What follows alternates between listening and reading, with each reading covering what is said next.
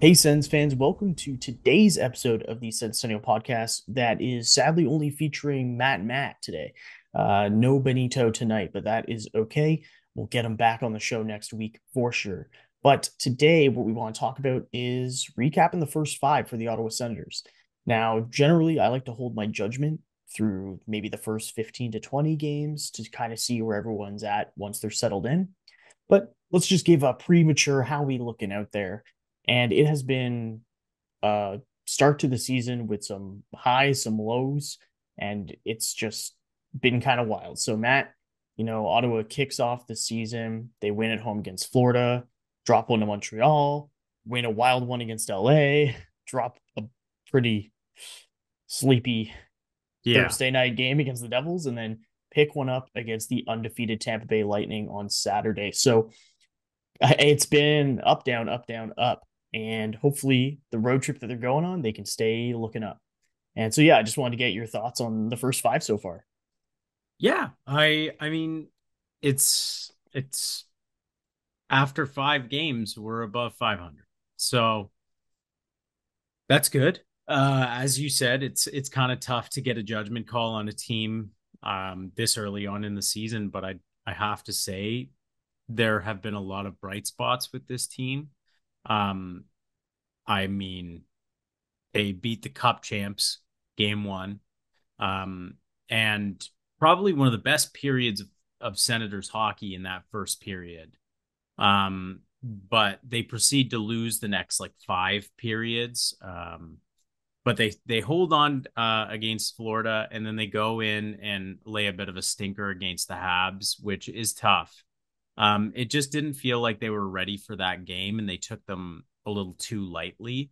And you know what, that happens. And you had to give the Habs their a Stanley Cup final moment for the season. So they got their win against the Sens, and congrats to them. Then we have that wild west of a game against LA where you know both goalies were not playing very well at all. And that's when the question marks start coming in with, can Forsberg be a capable backup? And, is Mad Sogard really the goalie of the future?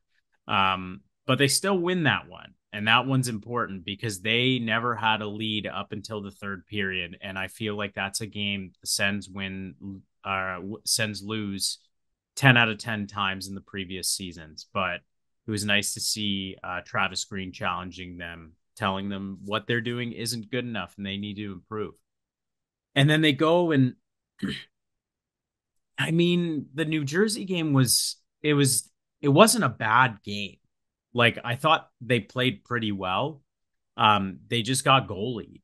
And Markstrom played a very, very good game, and the Sens really only turned it on in the last 10 minutes of the third period. Um, and then they lose that one, and then they go into this next game.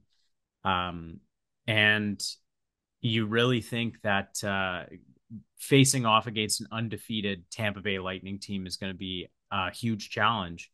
And in a minute and 30 seconds, they already had the lead. And then they extended that lead. Tampa fought back, obviously, to tie it. But it always kind of felt like it was the Sens game to win. And not theirs. They were never going to lose that game. It just, everything felt right about it. And I was really impressed with them being able to really just dig in and show that they are a team that can really take that next step. Um, and obviously throughout these 5 games, like, there are so many really cool storylines, but I think we have to touch first on, which I think is the most important one, is Jake Sanderson potentially being an actual Norris candidate this season. Like, Yeah, I remember last year he had a good offensive start and then kind of trailed off. But this season, it feels, and I know last year there were arguments about Sanderson. Was he the number one defenseman on Ottawa already? I feel like this season that's just confirmation.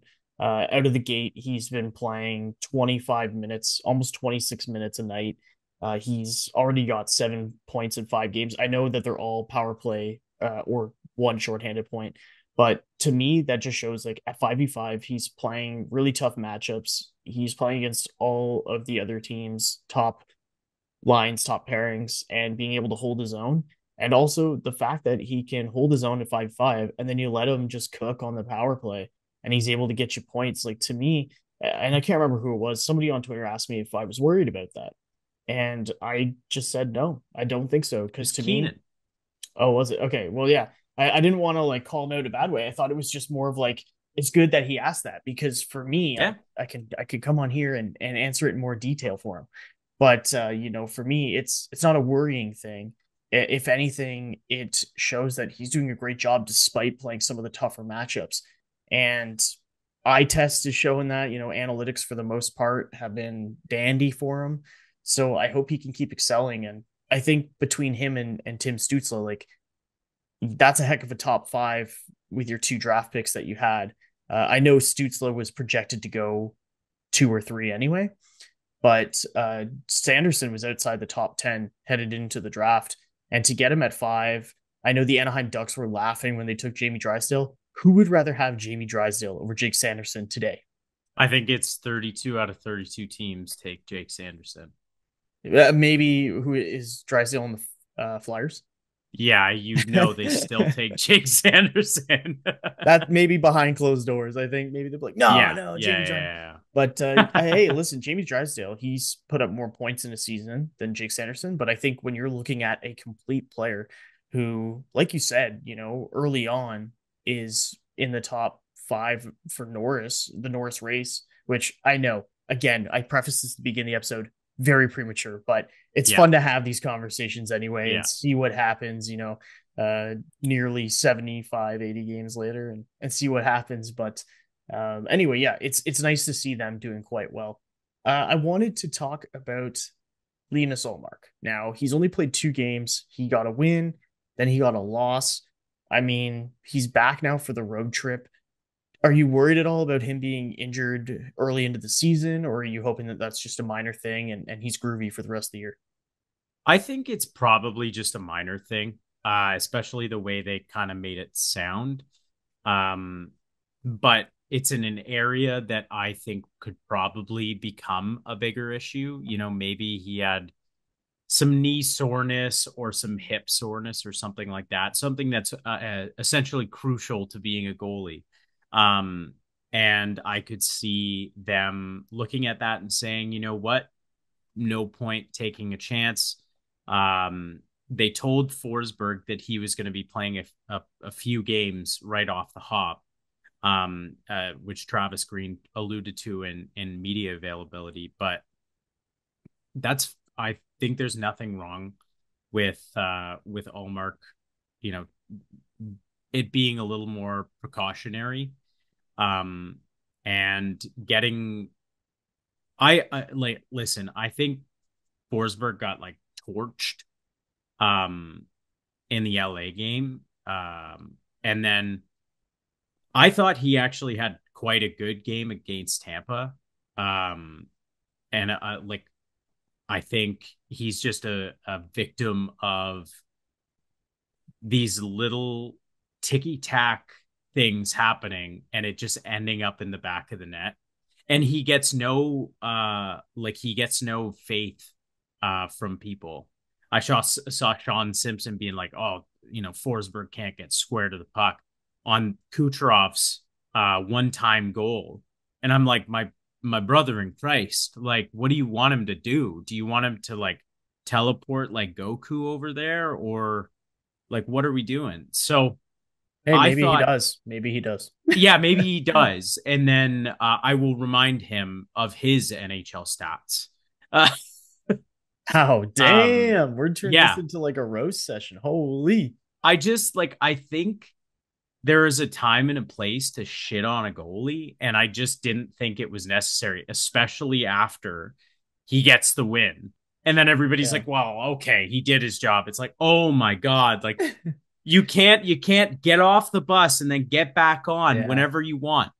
That's not how this works. I also like with that Kucherov goal in particular, he actually got his pad over. I know. He just didn't get Yeah. the angle to deflect the puck out rather than it, bouncing off and just catching the inside of the net. So it's Like, too let's bad cook because that would have every been NHL goalie that Ovechkin has scored on ever then. right. Like Kucherov, and I think he's already up to like what, 7 goals through like 3 or 4 Yeah, it's games, something something stupid. like he may cool off at some point. I mean, I actually obviously expect him to cool off at some point, Yeah, but like when you have a guy who's firing on all cylinders like that, it's even that much harder to make a save because it seems like everything that guy touches absolutely. turns to gold. So, Absolutely. um, yeah, I think like I think Forsberg does need to be better, but I think like micromanaging his abilities in these scenarios for people, it's just not going to help you. Like, yeah. just watch the game. It's all good. Like, things are going to happen the way they're going to happen, and you move on. Like, it's all good. Um, you know what, Sean Simpson? I apologize for my earlier outburst if you're listening to this. I think he would have Um, tuned out after earlier and blocked the podcast. Probably. What can you do? Wouldn't be the first Anyways, person. yeah, Ullmark, to me though, I think once he's back, like you get an elite goalie back.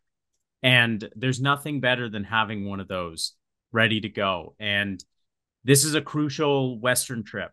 They need to get 3 points at least. They always do terribly in the West Coast.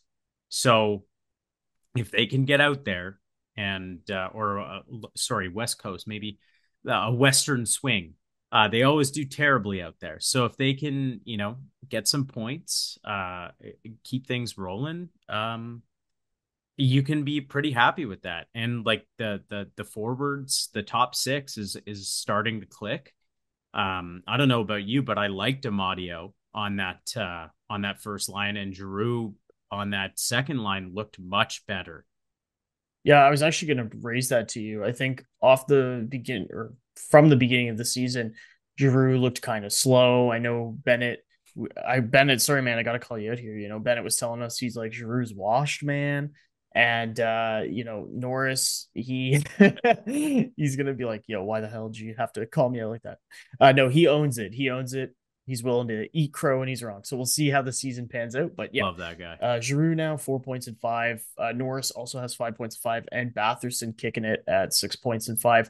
I think that line really clicked against Tampa Bay. Batherson Yes. looked so deadly. Giroux had a couple of beautiful passes. You can see that his vision is still way up there. It's not like this is a guy falling off a cliff. He still all has all those tools that he had last year. Maybe a stride slower, but that's expected when you start to hit those upper 30s. So yeah, anyway, uh, yeah, it takes on the second line and coming out party for that new second line against Tampa. Yeah, it's hard to complain about how good it looked. I'm really happy about that, and I think Batherson had one of the best games I've seen him play against Tampa. He looked great, but how nice is it to have Josh Norris back to being like a level of Josh Norris that we know and love? Yeah, in like, knock on wood, do the whole 9 yards. Like, he looks good. He says he feels 100%, and like he's getting involved physically. He looks good defensively. Like, this is a huge addition to the Sens. And let's just hope it stays this way. And then having Giroux there is gonna add a lot. I just don't think G was having an easy time keeping up with Stutzle. I know Brady has a tough time as it is keeping up with him. So I think the addition of Amadio there is really interesting. I still think there are a couple options, but once Greg is back, I think you have to give him a good look at that spot as well. Yeah, and that's the thing. Greg's coming back for this road trip.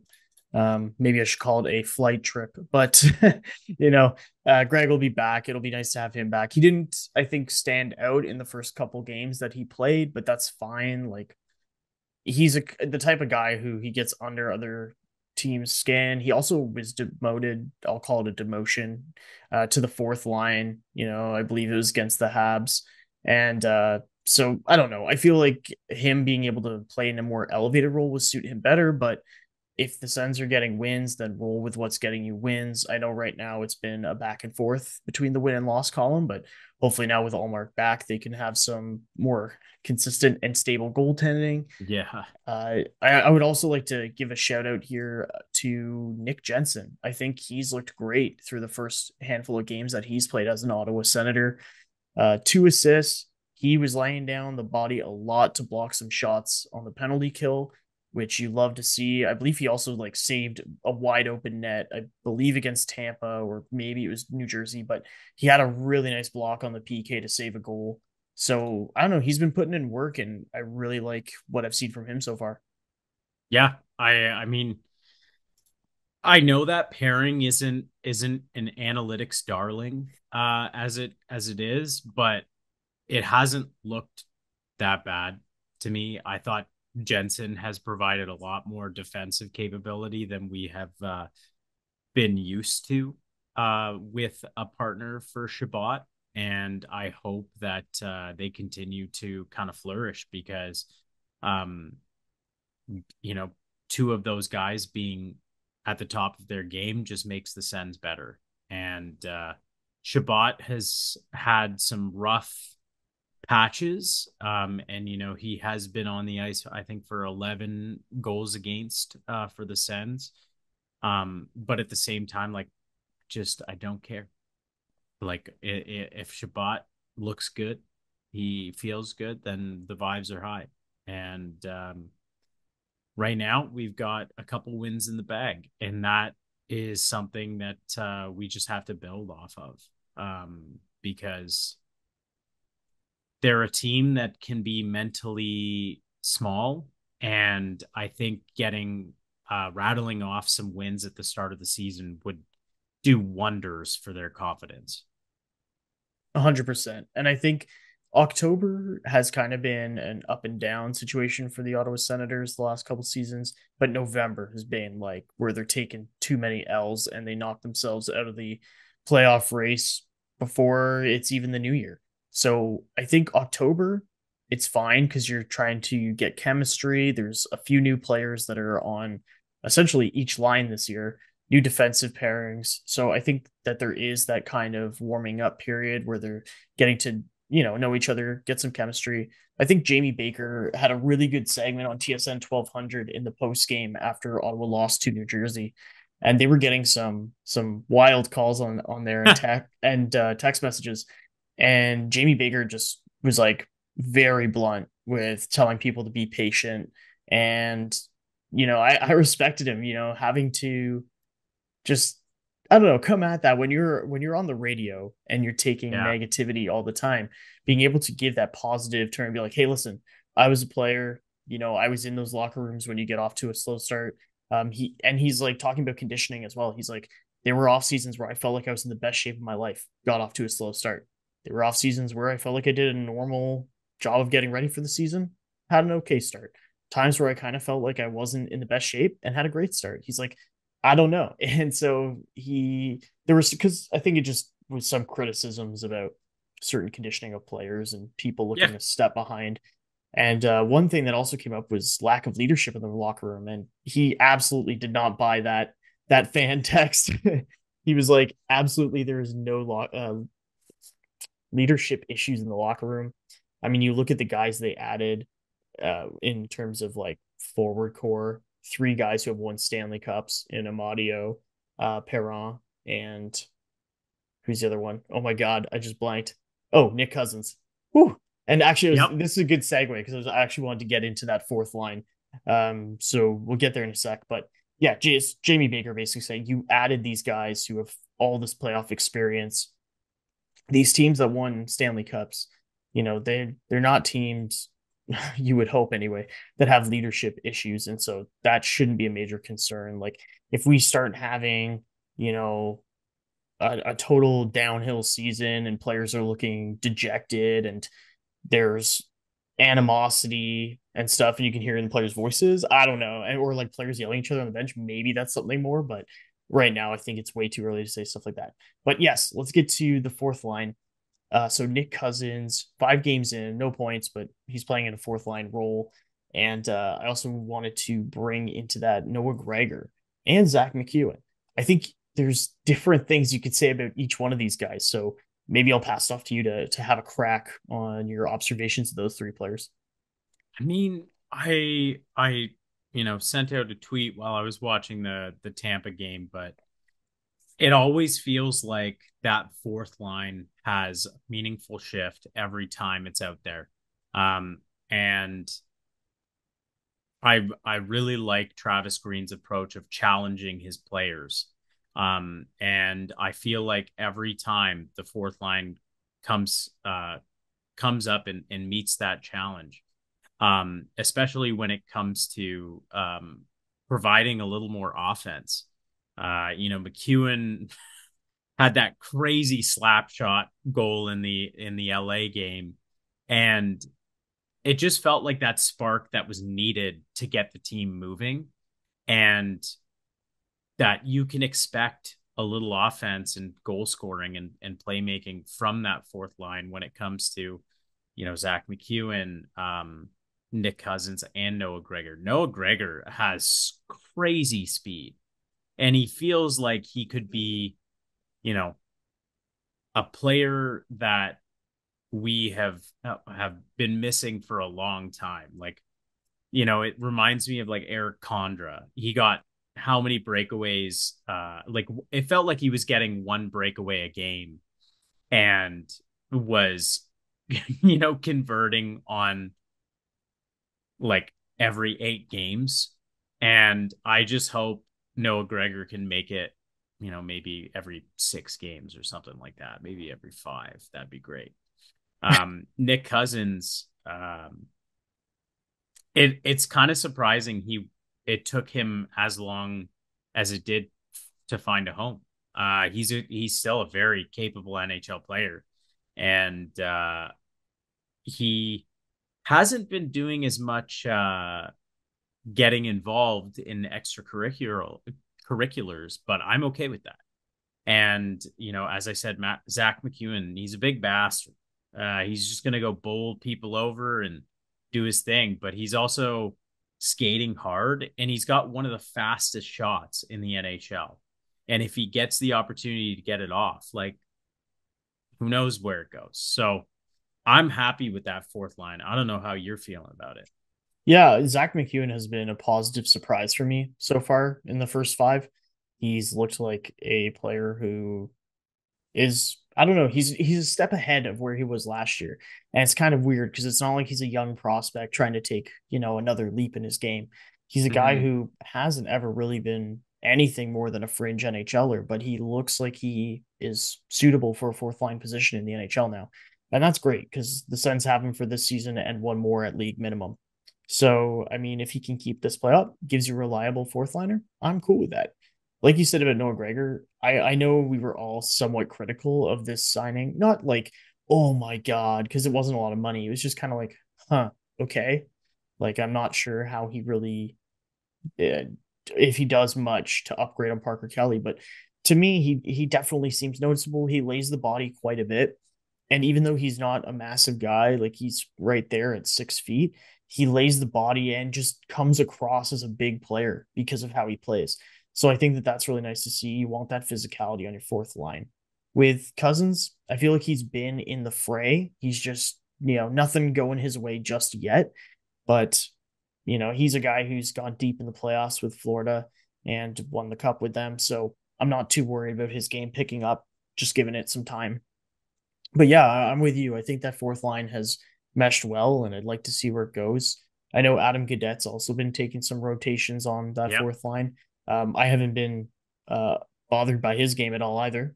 No, His not uh, at his all. his magic crystals must be working for him. So so respect. Glad he's doing all right with that. And but I wanted to shift my focus to a young pairing that has come to be, and that is Tyler Kleven and Jacob Bernard Docker, who have looked quite good together and I wanted to get your opinion on how that pair has looked pairing Kleven with JBD rather than Hamonic. That's a good question. I just think maybe that JVD's style of game maybe matches Kleven's a little better. The Kleven Hamonic pairing was very bad. Um, and it was not. It was the probably the ugly duckling of analytics. Just terrible. And I look at the Kleven JVD pairing, and it looks stable. It looks like a pairing that we've kind of been looking for some years now. Just a solid, move the puck out when you need to, and make some solid defensive plays in your own zone, and get off and let the big boys do their work. That's what you really want out of your third pair. And these past two games that they've been playing together, I've really seen an impressive capability by the both of them, especially because JBD came into the lineup to replace Zub, who was injured, and that's a tough ask. So I just fear that once Zub comes back, that means JBD's out, and Hamonic gets paired again with Kleven. The only the saving grace is we haven't really seen Travis Green make those updates if he sees that something isn't working. So I guess we'll have to see how it goes. Yeah, and it's really interesting because I think hammock. I'm thinking of Hamonic. hammocks on the beaches, baby. Um, Yeah. Hamonic and Kleven together have not done well, but Hamonic and Kleven apart have actually done surprisingly well. So Yeah. it's just maybe those two guys aren't right for each other. It's like playing like EA NHL and you put two guys on for a third pair in chemistry. It's like -5, can't do it, can't do it. So I don't know what it is, but yeah, throwing that in the grinder, I guess a little bit, changing up the pairings seems to have served them well. I'm curious, like you, to see what happens when Zub comes back, especially if JBD and Kleven can continue playing quite well together on the road trip. We'll see, but yeah, I mean Zub's still steady Zub, so uh, I know we haven't seen a lot of him. He's played 3 of their 5 games, but did you want to talk about like Zub or other players we haven't talked much about? Looking at like Thomas Chabot, maybe Shane Pinto, Brady Tkachuk. I would say, why don't we rattle off some names and I give you a one-word answer? All right, let's go with the captain, Brady, with 7 points in 5 games to kick off this season. Okay, maybe a one-word answer. I'll give you like a quick little tidbit. It's like the Um, 60-second countdown they do on yeah, Sports yeah. Center. What's that game called? It's like, I can't remember. yeah, last minute or whatever. Yeah, Anyways,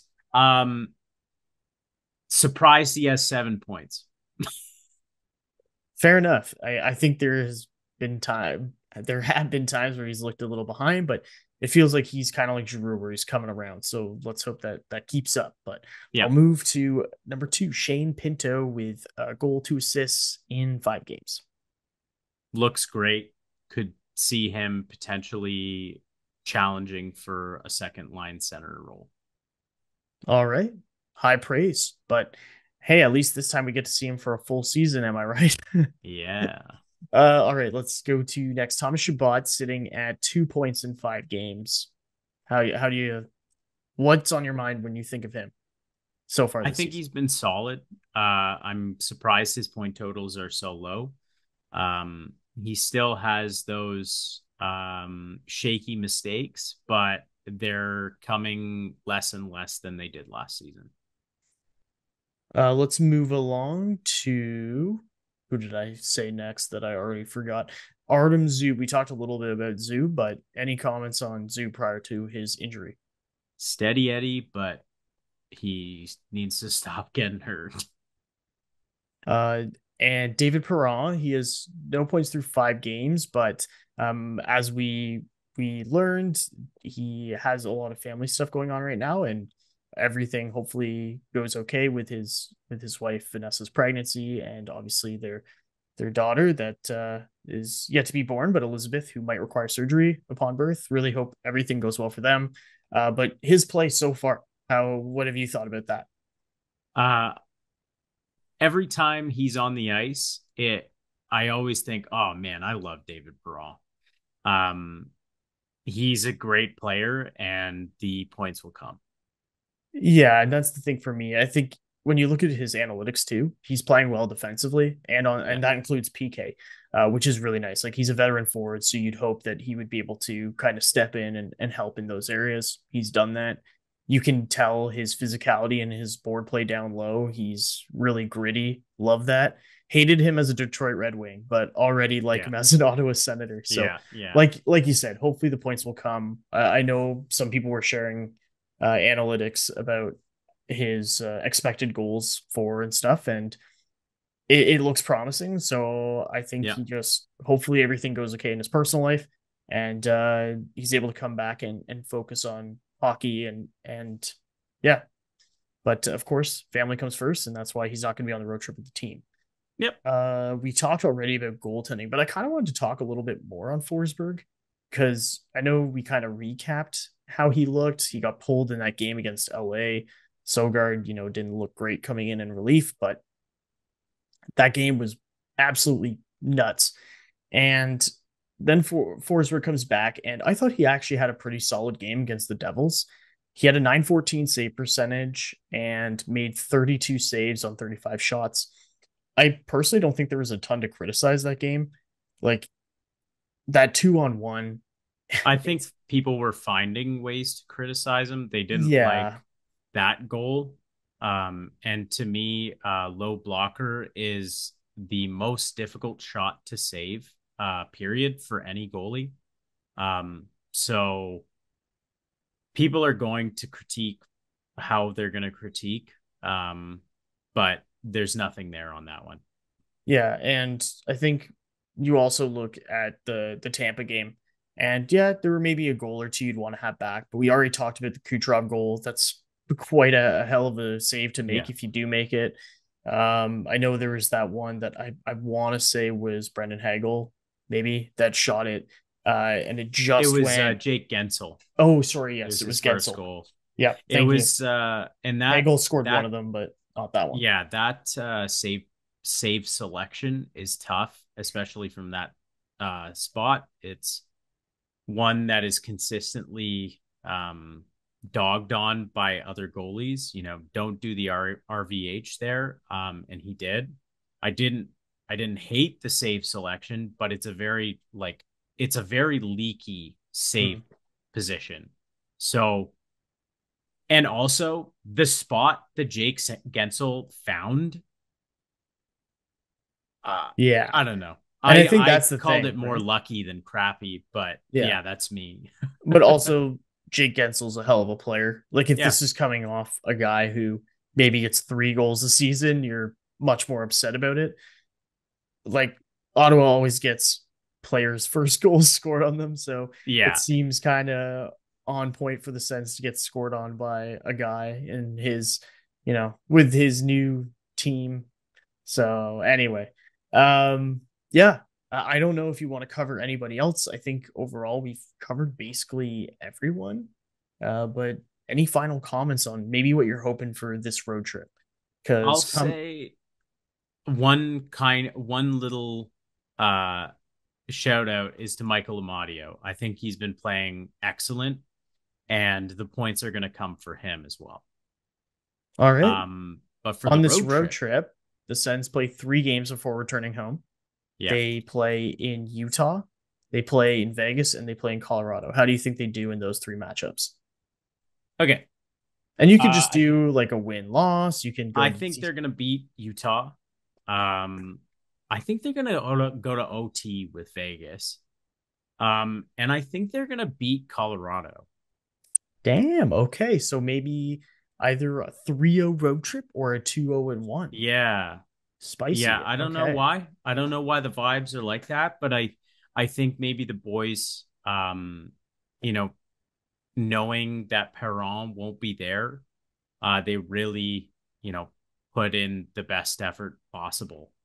Um, and there are obviously contextual factors to like why we would beat Colorado. Gorgiev can't stop a beach ball, all that Yeah. sort of stuff. So yeah, that's it for me. If we come back and exactly that happens, we're looking quite spiffy. Well, I'm going to say that I think the Sens maybe surprise Utah because they're off to a hot start. So I'm going to hope that the Sens surprise Utah. I think Ottawa never has good luck against Vegas, so I apologize, but I have to think that the Sens, like, I don't see them going 3-0. I love it, just don't see it. I think they Yeah, drop the match to Vegas, but I think they come back strong and take Colorado because they seem to, at least from my recollection, they play Colorado well in Colorado. So yeah, that's my take. I think they go 2-1-0 on the road trip. I like it. Yeah, I do too. I'm feeling optimistic, especially Ullmark coming back. I think that gives me some hope, and Greg coming Yeah. back too. I think that provides a double boost to the lineup. So yeah, guess we'll see what happens. Yeah, let's wrap it for Bennett's sake. All right, yeah. All right, Bennett, we hear you talking into our ear. All right, well, thank you everybody for watching or listening to today's episode. Really appreciate it. We're gonna go out there with the Sens. We're gonna get some wins, get some big old dubs, come back to Ottawa and get some more. All right, so go Sens go, and we'll see you in the next one. Go Sens go, everybody.